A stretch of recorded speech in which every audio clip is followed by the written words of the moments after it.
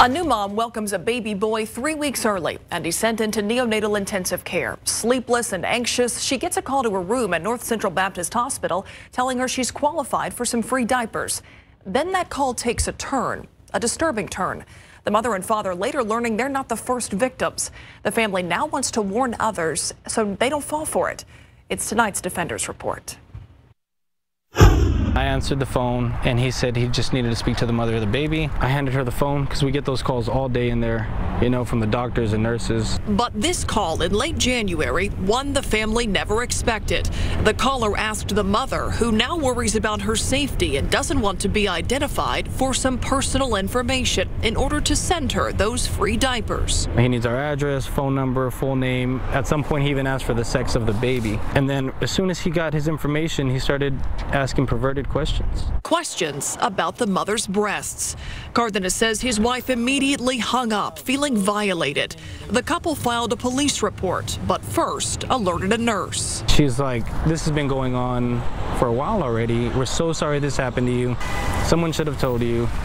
And I kind of immediately, I was like, yeah, you should have told me, because now we've compromised our son's safety, our safety. He knows where we live. He knows the name that's required to get into NICU to see our son.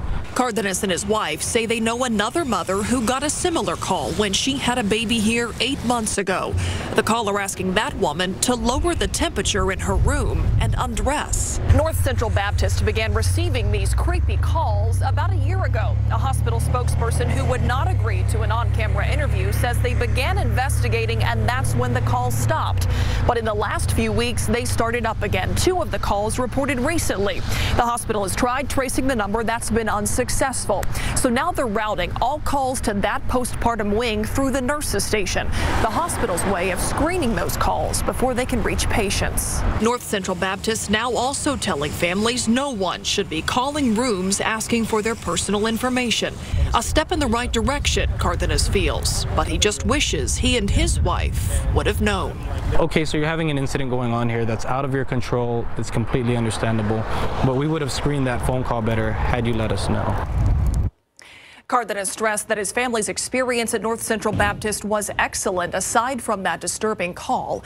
Baptist Health System also sent us this written statement that said in part, quote, "The privacy and safety of our patients is of the utmost importance, and we have taken aggressive measures to prevent further unwanted calls to our patients," end quote.